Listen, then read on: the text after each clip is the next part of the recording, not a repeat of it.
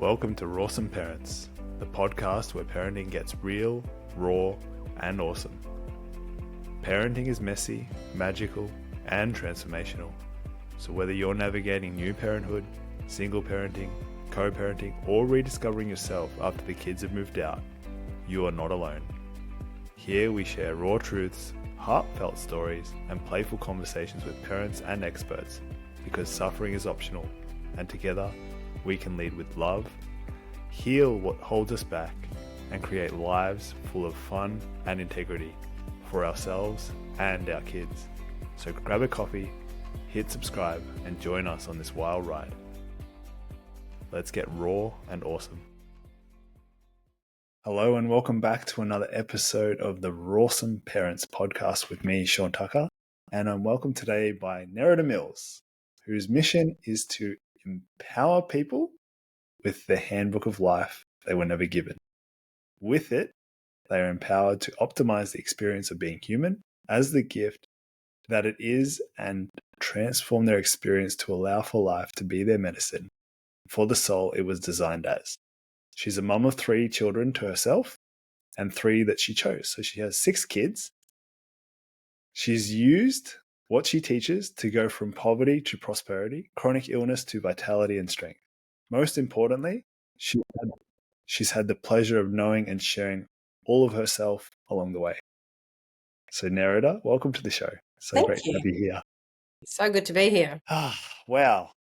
From poverty to prosperity, from chronic illness to vitality. I know that's not what we're specifically talking about today, but tell us more about that.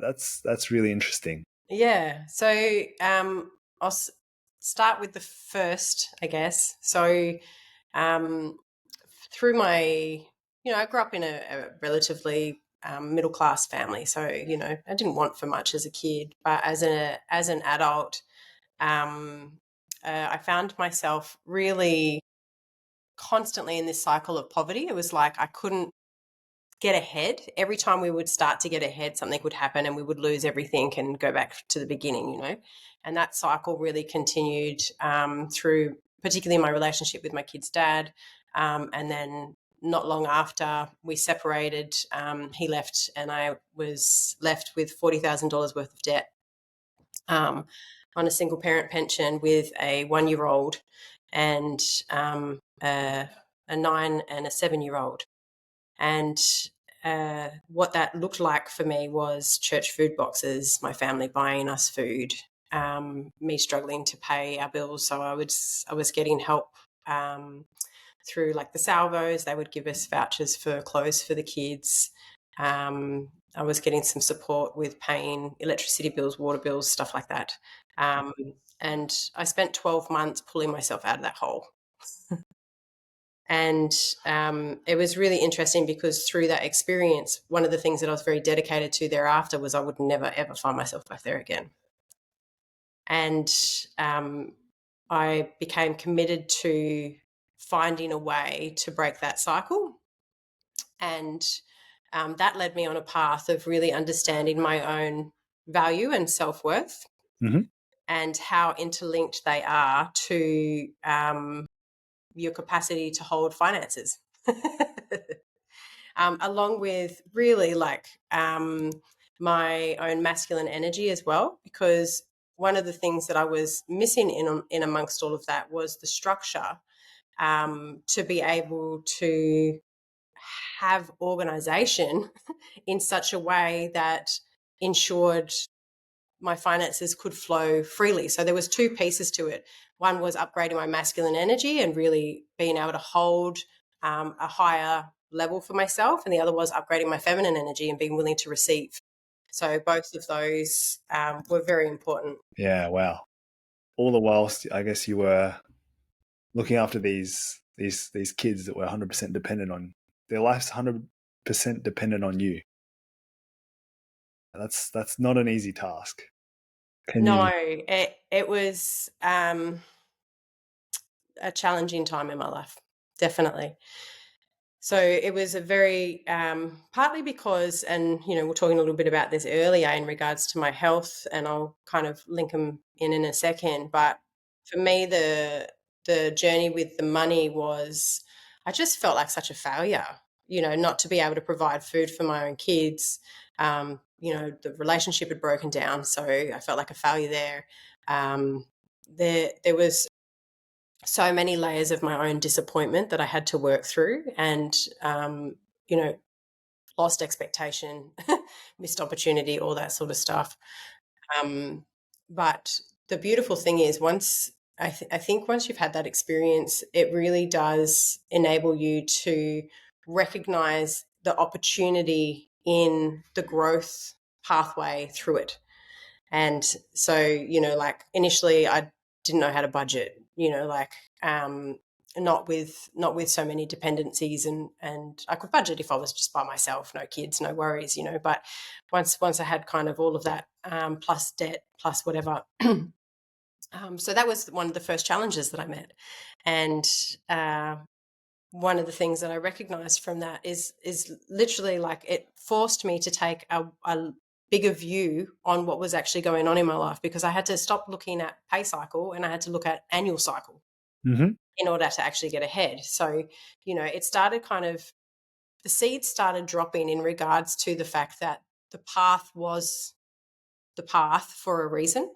The challenge really indicated which direction to go in order for me to grow as an individual and to integrate what I was learning around that same time as well. I've always been obsessed with PD, so um, but knowledge is one thing. Yes. Integration Integrated. is a whole nother thing, and there Absolutely. were, I've still got lots of people in my life that know all the stuff. Mm-hmm. I'm not super close with them generally, but they know the stuff, but they don't live the stuff. And it's like, what is the point of knowing the stuff and not living the stuff? It creates more pain, I think, because now you know that you should be doing better. um, Yeah, but I agree with. there's a lot of people in that category, let's be honest. So one of the things that it really offered me, though, not having the money that I wanted, was that I had to integrate. I couldn't just go from this course to the next course, to the next course, to the next course, because I couldn't afford to.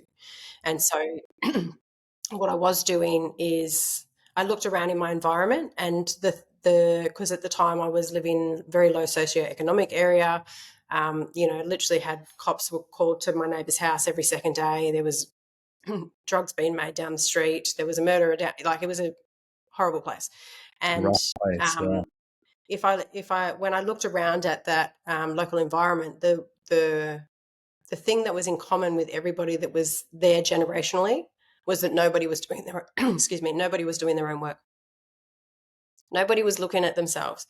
Everybody was blaming everybody else. It was my mom, it was the government, it was, the mayor, it's the stars, it's everybody else's responsibility or fault that Mm-hmm. my life is the way that it is, rather than really taking ownership of your capacity to influence the outcomes that you're having. And so I became quite obsessed with going down that path, because I didn't want my kids to grow up in that environment. I didn't want them to, this is going to sound terrible, but I didn't want them to formulate friendships with people who normalize that. Mm. Because you are the people that you spend most of your time with. And, I'm very, very mindful of the kinds of people that I surround my family with for that reason. So, I now live in Marmion, which is a beautiful suburb just off the coast, north of Perth, and or right on the coast, really. And I've had a very different financial situation. Let's just put it that way. And one of the cool things is I've lived the struggle. I know it intimately, and now it's like it's become a bit of a game, because now I'm like, how far can I take it? Like, what can I? Yeah. What is possible if it's possible to pull myself out of that, and to utilize that as a pathway to growth. And again, I think there's a lot of people who kind of get stuck in this, is like, we keep on searching for the pain to be resolved or the thing to be healed, rather than at some point recognizing that nothing actually needs fixing. and shifting gears to going, what could I create? Like that, this becomes fun. This is a total game for me now. It's like, what can I actually create? How far can I take it? And how much can I contribute? Because, I do have a need for significance. I want to know my life mattered. I want to know that I've left the world in a better place than I found it. And, um, initially that was expressed through small things like how I was as a mum, which I think is one of the most fundamental ways in which you can do that. But also with my clients that I was working with just as individuals. But now I'm like, again, how far can I take it? I get so excited of dreaming into a possibility because there isn't anything that needs fixing. It is all exactly as it needs to be, and all the stages have been what they had to be in order to get me where I need to be. And that's one of the main principles to life as medicine is that acceptance, which is the part that most people struggle with the most. And just to catch up, Faith. with the viewers and the listeners, Life as Medicine is the title of your book that you're writing. Correct. Yes. Yeah. Yes. So I through all of this and through my health journey, I've had. I found out a couple of years ago. It took a long time to get diagnosed, but I found out a couple of years ago that I've had Lyme's for 24 years. Although I feel like I have closed that cycle out now. And it all came to a head. So I lost my hair at 19. That probably was the first symptom. That's how we can connect the timeline. And also where I was living around that time was a Lyme's area. I don't know. Not that I knew it at that point, but hindsight is a wonderful thing. But the fullness of the symptoms from that really hit early 2020. So when everybody else was freaking out about COVID, I was trying to do very, very basic things for myself. I wasn't able to walk to the toilet by myself. I wasn't able to cook food for my kids. I wasn't able to check the mail. I was not able to get them to school or to extracurricular activities. I wasn't able to do shopping by myself. I spent probably 85% of my time on my back in my bed, and it sucked hard. I did not enjoy it. It was not fun. Sounds horrible. It was really, really horrible, and especially because we didn't know what was going on. There was no answers, and the doctors kept on speaking to me like I was insane, which is very frustrating. And giving me these broad spectrum diagnoses that essentially mean that they don't know what's going on, but that they can give me a label to make themselves feel better about it. So I was cleared of MS, which was the first thought pattern. But then they said functional neurological disorder. And I'm like, so what does that actually mean? What does that mean? They're like, well, it just means that your nervous system is responding in a way that we can't explain. And I'm like, so basically you don't know what's going on. So just say that you don't know. And, we all like certainty, so I get it. But it was a very frustrating time in my life. Yeah. And again, I had studied psychosomatic therapy a couple of years prior to this. So 3 years. Yeah, 3 years before my body dropped out, I had studied psychosomatic therapy, which is the connection between the physical form, our emotional state, and our thinking, and an ability to influence that through body work and also to be able to interpret that through body reading. And so I was fully aware that there was multiple levels to this thing that was playing out, right? Yeah. So I've always looked at my own health journey through the lens of the psychosomatic framework, which is that the body will guide you to a place of love. So, when we feel that the body is, and a lot of people will use the word punishing them, my body's punishing me, it's not doing what I want it to do, etc., etc.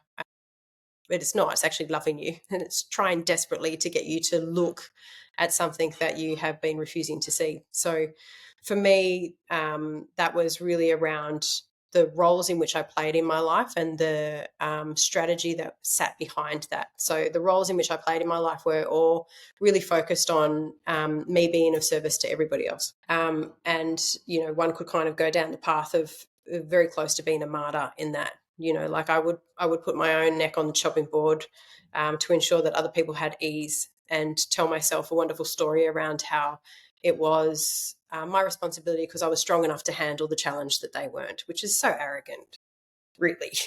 It is, but it's at the same time it's very noble too. Yeah, but so one of the things that I've come to realize in regards to that is that when we take on the responsibility of other people's capacity, so I'm not Mm-hmm. talking about if someone's not capable, right? So like let's look at it this from a standpoint of parenting. So for me, there are age appropriate responsibilities that kids can adopt or embrace. Now, I'm not going to go to a 2-year-old and expect them to have an emotionally intelligent conversation with me in regards to how they're feeling about the fact that they're not allowed to play with their friend's toy, right? They're not capable of it.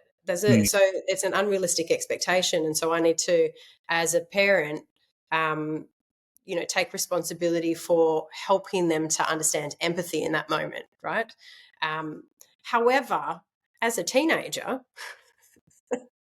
it's a whole different conversation.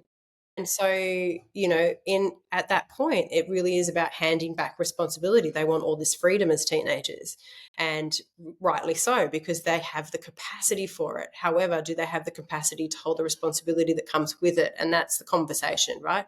So, but like I was cleaning everything. I was doing all the housework. I was running my kids around everywhere. They really didn't have to do anything for themselves. I paid for everything. There was no mechanism that encouraged them to really understand what they were capable of, because I was doing it all, and that was just one of the areas that I was doing that. It was, in my community, in my extended family, in my relationships, there was all of these like really subtle entanglements of rescuing Yeah. into my world. And what that was costing me was everything. Like, who am I in that? Because if my identity is now based on what I can do for you, then it's not my identity. It's my perception of your need that you perceive that you have of me, which is such an entanglement of untruths. Like, I can't possibly know what you actually want or need. Do you know what I mean? And you can't Yeah. possibly know either. So it's a big ball of a mess, really, when you live in your life that way. And society does elevate it and really encourage us to do that. And I'm not talking about like not caring about other people or not helping other people, but again, it's to what capacity do they have the ability to help themselves? Because when we take that away, we actually take away their medicine in the situation. So if I look at my own life, my challenge, like I've had people help me through some of the challenges when I haven't been capable to get myself through it. And I'm very, very grateful for that, not discounting that. However, if I had got myself through, like, for example, that financial stretch, got myself through that, and the organizations that were helping were like, let me keep helping you. Now, is that going to help or is that going to hinder? Right now, you're actually taking away my own responsibility, my own ability to respond, and therefore my own confidence in myself, my own belief of myself, my own perception that I have the capability to stand on my own 2 feet. So I think a lot of the times and that's what I would define as a difference between rescuing and helping, is rescuing is really taking on something that somebody can do for themselves for your own egoic sense of importance. Yeah. Where which is a hard one for a lot of people to swallow. So take it with some water. But the helping people is really recognizing how you empower somebody to see their own capacity. That is truly helping somebody. Hmm. Yeah. I understand and resonate on that quite a lot, because oftentimes if you're a little bit sensitive to, helping people, right? Yeah, well, You can empaths. generally see Yeah. what someone's struggling with. You can be in their Yeah, presence and be like, okay, I get this. But the power is not giving them the answer. The power is allowing them to see the answer for themselves, 100%. Yeah. which is exactly what you're saying, but the difference between rescuing and helping someone. Because if you give them the answers right here and now, you know it's going to help them, but actually it disempowers them, and Yes, they're on their own journey to find their answers. absolutely. And I think this is one of the areas that, teenage years, particularly for parents, is Mm. the perfect example of this. Like, it is so important for kids to figure out who they are. And a lot of parents take the rebellion as a personal attack and want their kids to be the young version of themselves, and they don't understand this new version, and maybe they're going to try on 10 versions of themselves in their teenage years. But if you look at the way that the brain is actually developing, and the stages of the development that the psyche goes through, it's so important for them to have the scope and the space to be able to figure that out themselves. It's literally everything. That's how you define who is, like, what is a healthy adult, a well-balanced adult. Have they been able to fail? Have they been able to push their own edges of who they think that they are and have confidence in the fact that they're going to be okay in that?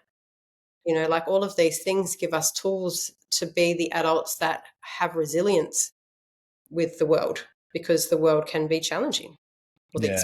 our experience of life can be challenging, right? And it's interesting because if you look at the last, maybe, say, since I was a kid, there's this like cotton ball society that was raised from almost over nurturing, Yeah. which is really not really nurturing at all. It's more just rescuing, right? Yes. Trying to save people from failure, giving them participation medals, giving them these celebrations that actually become meaningless because people don't have to strive for anything anymore. 100%. And I think so. It's an interesting topic because there's, I think, a lot of crossover where people go, too much nurturing, therefore I'm going to do very little nurturing. But then, what equals nurturing in your brain is going to be different to what equals nurturing in my brain. And so I think that there is a lot of benefit for nurturing a child's emotional experience, Mm-hmm. holding space for the emotional side of things. But as the examples that you're giving, as far as like accomplishment is concerned, the action of kids getting out there, getting amongst it, climbing a tree, falling down, like scraping their knees, failing sometimes, that is so important to actually allow for. And I think people get them mixed up, and often will actually give them very little of the emotional stuff and give them all of the other stuff, that you get, oh, we just don't want you to fail ever, but you're not allowed to be sad, because your sadness makes me feel uncomfortable because I'm not actually okay with my own sadness. That's where that comes from. Or my sadness wasn't allowed when I was a kid, so it's just going to unconsciously make me really uncomfortable, and I have to justify it in some way in my brain. So, like, parenting is a phenomenal avenue of life as medicine, because, kids, it's like, it's here, like, it's so in your face as far as your own triggers are concerned, if you're willing to see where they may come from. Yeah. There is a really good book that I read when my second daughter was just a baby, called Parenting for a Peaceful World, by a guy called Robin Grill. He's a psychotherapist, Australian bloke. And that book I read a lot of parenting books. That book was phenomenal in regards to recognizing the patterns of emotional wounding that move through the generations, and also the inevitability of adult empathy or not, based on childhood experience. So one of the studies that he talks about in there is they actually went and interviewed people who were in after the Second World War, who hid Jews, and they interviewed people who had the opportunity to hide Jews and chose not to, and they kind of dove into their own upbringing. And one of the things that they found was that the people who were willing to hide the Jews were people who were raised with more empathy, and the people who were not were raised with what's the word? It's like dogmatic kind of. Almost apathy. It's authoritarian parenting. And but what does authoritarian parenting do for us? It says that no matter what, the authority is right, and you don't, I mean, there's a lot of little experiments and things that show that with authoritarian parenting, what we actually do is we limit the behavior whilst they're in view of the person who is deemed to be the authority, but not outside of that, right? Whereas with empathetic parenting, we're able to influence the behavior in all situations because they're coming from a place of feeling rather than not wanting to be in trouble. There's a rabbit Yeah. hole. I apologize. No, I appreciate you sharing, because a lot of, especially people who probably come from more academic backgrounds will resonate 100% with what you said, in all aspects, because parenting, there are no books really on the right way to parent. No, There's no well, instruction manual. It's all theory in one aspect, but it's what you integrate from the experience of parenting. mm, And what works for you is kind of the lessons that we go out and teach and show each other yeah, what's possible. So I think it's really good to have an open perspective when it does come to parenting, mm, but also to understand that what you said as well, like these kids become your mirrors. So they are anything 100%. anything that you've ever felt or experienced in your life that was not dealt with in that moment, when you go and have kids, it's like you don't quite see them as you, right? Because if you look in the mirror reflection, you see yourself. But these kids are not quite in your reflection, but they are directly your reflection. And that can be terrifying, but also liberating at the same time. And I think, It can be, yeah. And I think that the biggest thing for me is because kids change so much as well. So just, as you know, like you think that you've got a handle on things and then whoop, they go through another developmental stage and we're back to square one. So um, which keeps it entertaining, I guess. But I think there's so much potential in parenting for our own growth when we can recognize that when we're most of the time when we get activated by our kids, it's not because the kids are doing inappropriate behavior based on their age. It's yeah, not. It's our own stuff. So and I have not got it right all the time. Have completely lost my shit at times. Like don't. I'm not saying that everybody should be able to hold their own all of the time. That's completely unrealistic. And sometimes kids also need to know that their behavior does have an impact on the people that they love. So that's also part of it. But for me, really recognizing those unconscious activations as fast as I can mm-hmm. to the situation and then owning that part has enabled me to have a really beautiful relationship with all of my kids. Even though they're all very different, their needs are very different, their values, I mean, there's similarities obviously, but they're interested in different things. So, but I think that one is a big piece. Like if you can own your own stuff as a parent with your Mm. kids, it gives them permission to own their own stuff, and B, I mean, it's a more vulnerable relationship. We have more intimacy then. And therefore my kids are going to be a lot more inclined to actually open up to me when I want them to, i.e. if there's something going haywire or if they're emotionally struggling or if there's an opportunity at school that they don't really understand that might not be really healthy for them, Yeah. Like all of my kids have come to me and asked about drugs and alcohol and sex and, all of the things. We have very open conversations about all of that. But I think that those conversations have been enabled based on the very early years of parenting when I was owning my own stuff in it. Like, mummy lost her shit a little bit. I'm going to apologize for that. When I was a kid, I wasn't allowed to jump on the couch.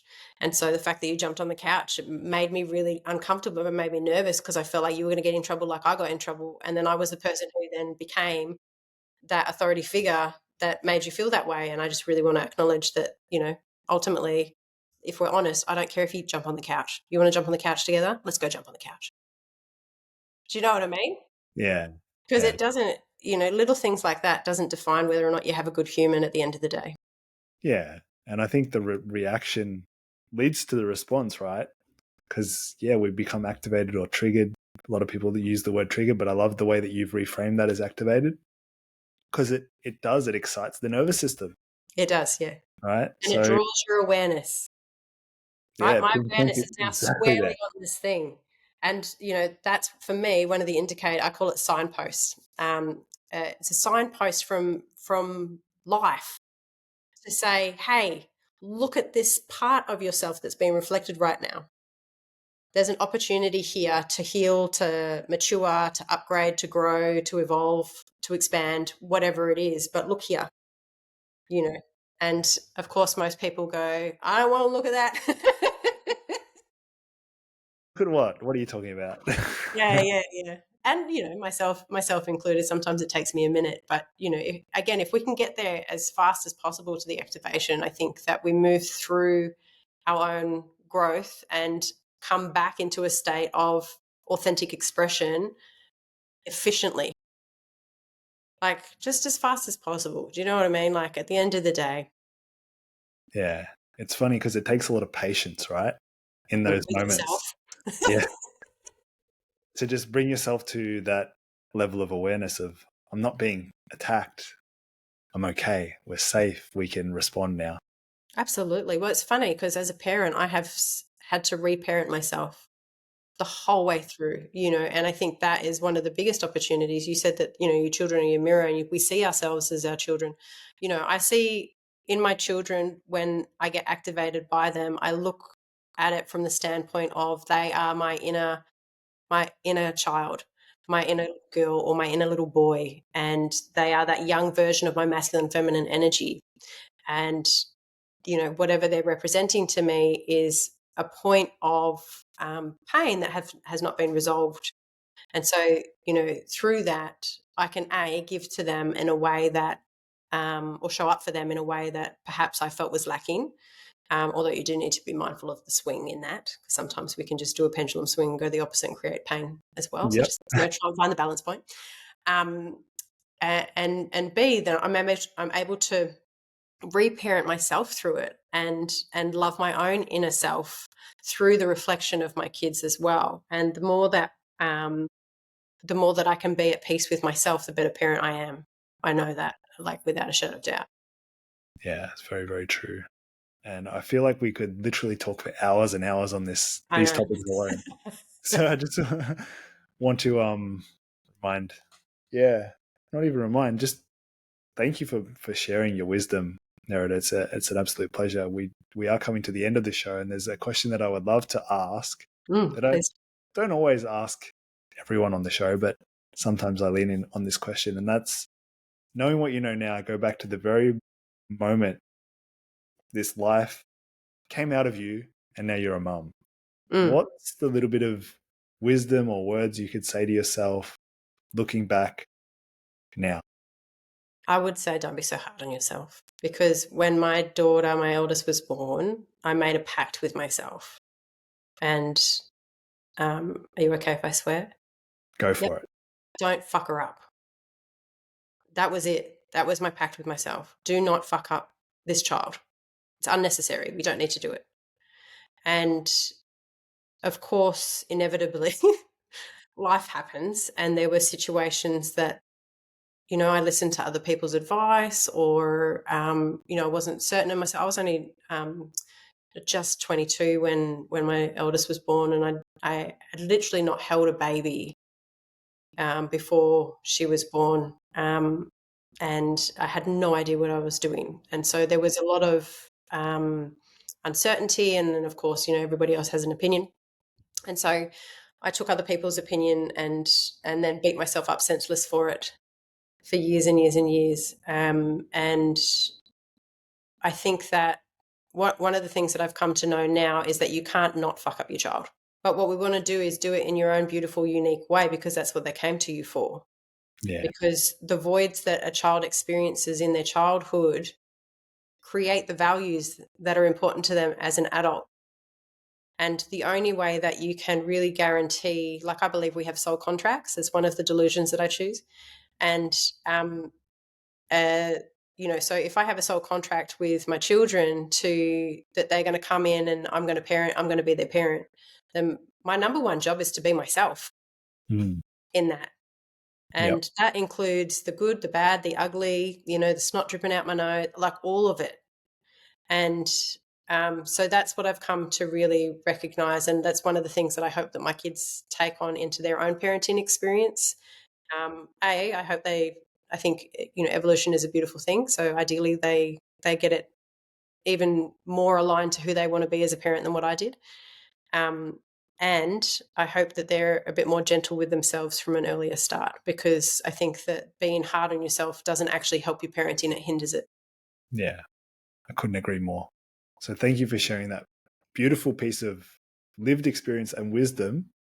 And yeah, I'd love for you to now share with everyone what's the best way to see what you're up to, connect with you. How do they find out more about the book that's coming out sometime? So you can jump on the waitlist for the book on my website, which is neridamills.com. And I'm on the socials, so I'm on Instagram and Facebook. If you look up my name, it's pretty easy to find. Just beeline the bald chick and you'll get me. And I am running a ongoing. I run 4-week free masterclass. Kind of every 6 weeks or so, I launch another one. So if you're interested in exploring life as medicine, that would be the place to go. It is a free experience. It's been amazing. I'm literally closing out one today, and it's just incredible to see what people actually are able to action in their life when they start recognizing that the challenge is the path. It's not the hindrance to the path. So, if anybody's interested in that, again, you can find it on my website, neridamills.com/masterclass. Awesome. And yeah, I'll make sure I link all the links and the social handles in the show notes. Amazing. And if you want Nerida to be on the show again, I mean, like I said, we could speak for hours on these topics. And yeah, just so grateful to have you here. Thank you so much for being here, Nerida. Thank you. Very grateful to be here as well. And I trust that it's been of some value to people, but really appreciate the opportunity to share. Yeah. Thanks, guys. Take care, and we'll see you in the next episode. Bye for now. Thanks for tuning in to Rawsome Parents, where we keep it raw, real, and awesome. If you loved this episode, don't forget to subscribe and leave us a review. Your support helps us reach more parents just like you.